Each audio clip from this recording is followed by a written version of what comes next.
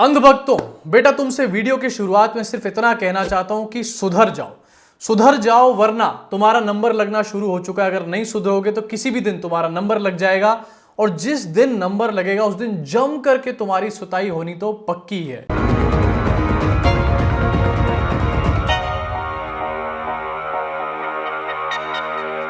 दोस्तों, स्वागत है आप सब लोगों का इस चैनल की एक और नए वीडियो में, उस सेगमेंट में जिसका नाम है भक्तोलॉजी, अंधभक्तों की शाखा, जहां पर हम पूरी तरीके से ऐसे अंधभक्तों के लिए बात करते हैं, दिल से निकल कर आती है बातें।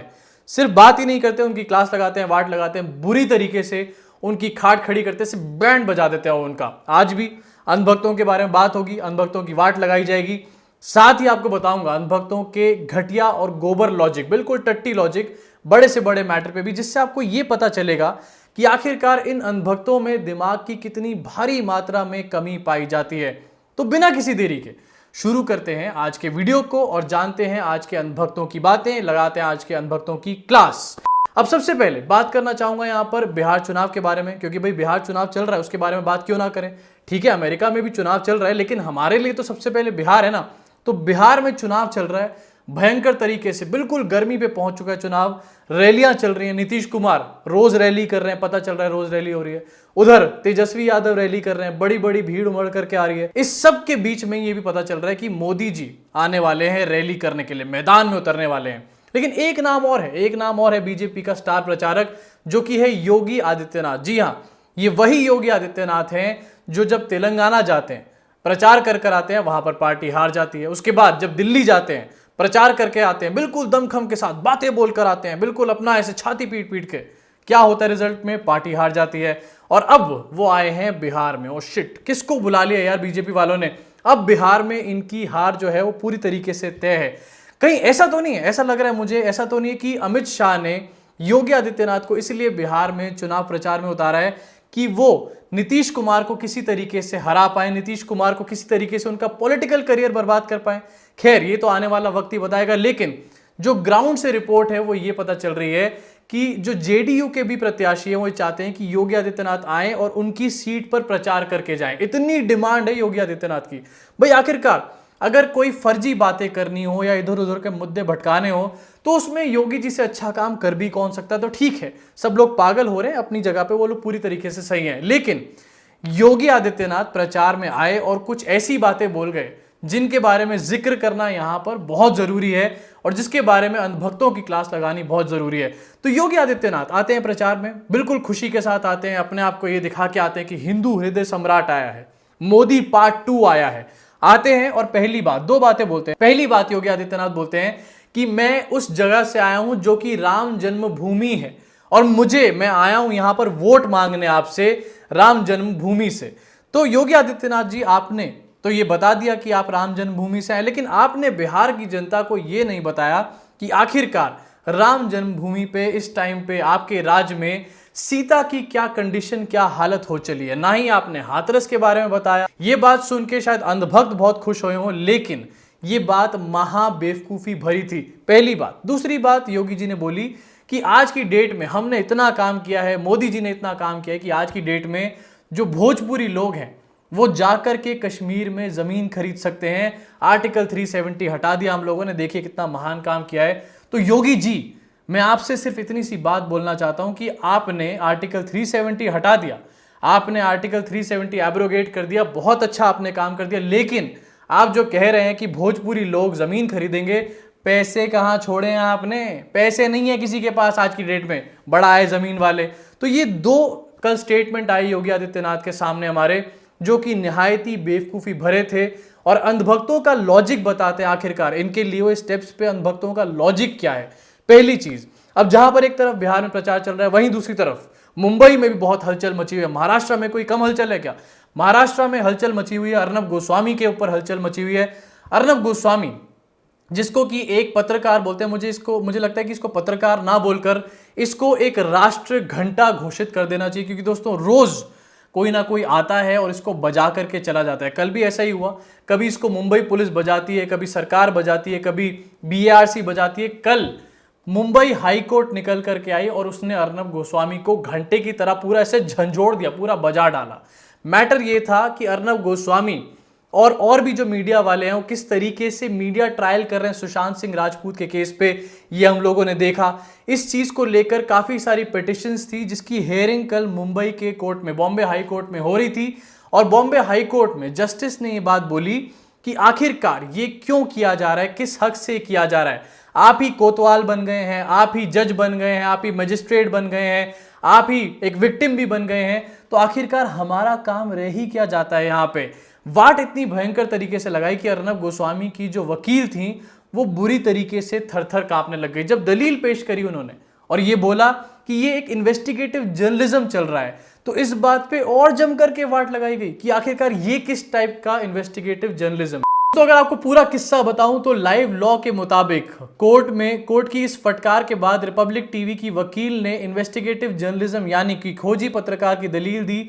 वकील ने हाईकोर्ट में कहा कि चैनल उस दौरान इन्वेस्टिगेटिव जर्नलिज्म के जरिए जांच में जो लोग दोषी दिख रहे थे उनकी तरफ इशारा कर रहा था। वहीं कोर्ट ने वकील को एक बार फिर से चेतावनी देते हुए ये कहा कि अगर आपको सच्चाई जानने में इतनी ही दिलचस्पी है तो आपको सीआरपीसी पर ध्यान देना चाहिए। कानून की अनदेखी करना कोई बहाना नहीं है। जरा सोचिए दोस्तों, आपके सामने एक जज खड़ा हो, जस्टिस खड़ा हो और आपसे वो इतनी बड़ी बड़ी बातें बोल रहा हो, ऐसे में आपकी कितनी ज्यादा फजीहत होगी। और ऐसी ही फजीहत रिपब्लिक टीवी की भी हुई। एज यूजुअल अंधभक्त हर तरफ से अपनी फजीहत कराते हुए नजर आते हैं। इनको शायद यही कराने में मजा आता है, इसके बिना इनका खाना हजम नहीं होता। जहां दोस्तों एक तरफ हाई कोर्ट ने घंटे की तरह बजा डाला अर्नब गोस्वामी को, वहीं दूसरी तरफ कल एक और डिसीजन निकलकर सामने आया महाराष्ट्र की सरकार का, जहां पर ये पता चला अर्नब गोस्वामी रिसेंटली सोच रहा था कि सीबीआई जांच की मांग करता हूं, मोदी जी आएंगे अपनी सीबीआई को भेजेंगे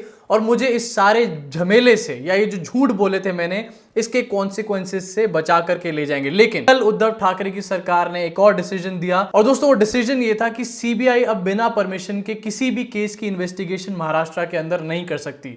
सीबीआई के ऊपर महाराष्ट्र में घुसने पे पाबंदी लगा दी गई है और अर्नब गोस्वामी के लिए ये भी एक बहुत बड़ी वाली दुखद खबर थी। अब दोस्तों कोरोना वायरस का वैक्सीन कहीं मिले या ना मिले, लेकिन एक बात साफ दिख रही है कि गोदी मीडिया का वैक्सीन जो है वो महाराष्ट्र की सरकार ने इन्वेंट कर लिया है, इजाद कर लिया है और उसका जो प्रयोग है वो शुरू हो चुका है। ये बात दोस्तों मैं इसलिए बोल रहा हूं क्योंकि पिछले कुछ समय की मैंने मीडिया शोज की, मीडिया डिबेट्स की एनालिसिस करी है और वहां पर मुझे ये दिखाई दिया है कि मीडिया, गोदी मीडिया जो थी वो अपने आप को टोन डाउन कर रही है। जिस तरीके की बातें वो पिछले कुछ समय में कर रही थी, आजकल की डेट में उनकी बातों में, उनकी भाषा में एक बहुत बड़ा बदलाव आया है। अब दोस्तों ये तो थे योगी आदित्यनाथ और ये तो थे मिस्टर घंटा, नेशनल घंटा। अब मैं बात करना चाहूंगा एक और अंधभक्त के बारे में जिनका नाम है कंगना रनौत। जी हाँ, नेपोटिज्म की देवी जी, वो देवी जी जो अपनी बहन को फिल्म इंडस्ट्री में घुसेड़ना चाहती हैं, वो देवी जी जिनको और किसी जगह पे होता हुआ नेपोटिज्म नहीं दिखता है, जिनको अंबानियों के यहां होता हुआ नेपोटिज्म नहीं दिखता है, लेकिन बॉलीवुड में नेपोटिज्म पूरा दिखाई देता है, वो देवी जी जो हैं उनके ऊपर बहुत बुरी तरीके से गाज गिरी है। और जैसा कि मैं बता रहा था वीडियो के शुरू में कि अंधभक्तों की वाट लगनी, अंधभक्तों का नंबर लगना अब शुरू हो चुका है।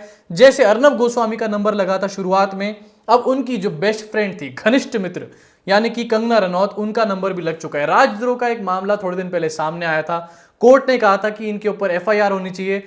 उस राजद्रोह के मामले में मुंबई पुलिस ने कंगना रनौत को समन भेजे हैं, साथ ही साथ उनकी बहन को भी समन भेजा गया है। 26-27 तारीख को उनको थाने में पहुंचने के लिए कहा गया है इन्वेस्टिगेशन के लिए। तो कंगना रनौत जो कि बहुत बड़े बड़े बोल रही थी, जो कि अपने आप को ये दिखा रही थी कि उनका कोई भी बाल बाका नहीं कर सकता है, अब जाके वो चूहे की तरह पुलिस स्टेशन में बैठेंगी और उनकी बुरी तरीके से, जैसे हर अंधभक्त की वाट लगाई जाती है, अब उनकी भी वाट लगाई जाएगी।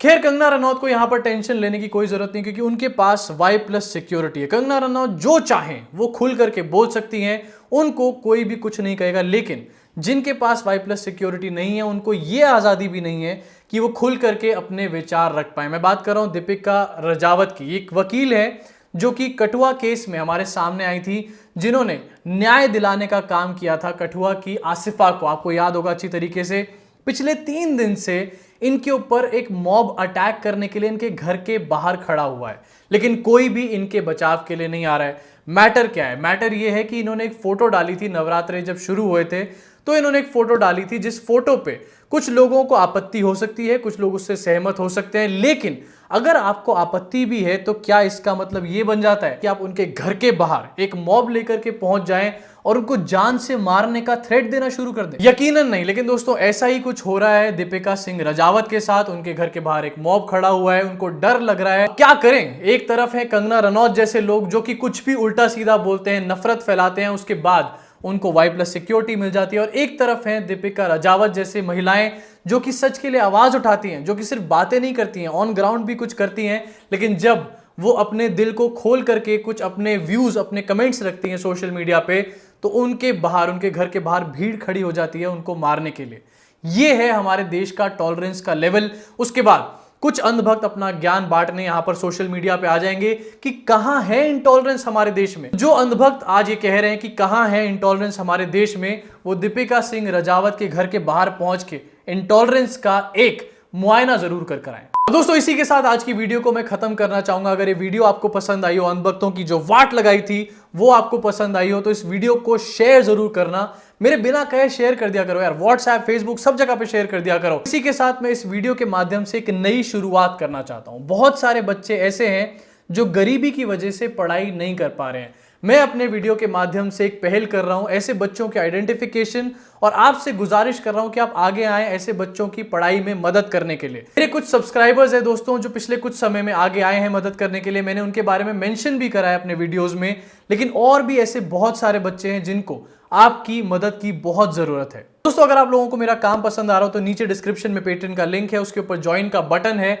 दोनों में से किसी भी एक पे क्लिक करके आप लोग मुझे मंथली सपोर्ट कर सकते हैं, जिससे कि मेरे प्रोडक्शन कॉस्ट कवर होंगे। इसी तरीके की और बहुत सारी वीडियोस हम लोग बनाएंगे। अभी के लिए इस वीडियो में इतना ही दोस्तों, मुलाकात होगी आप सब लोगों से अगली वीडियो में।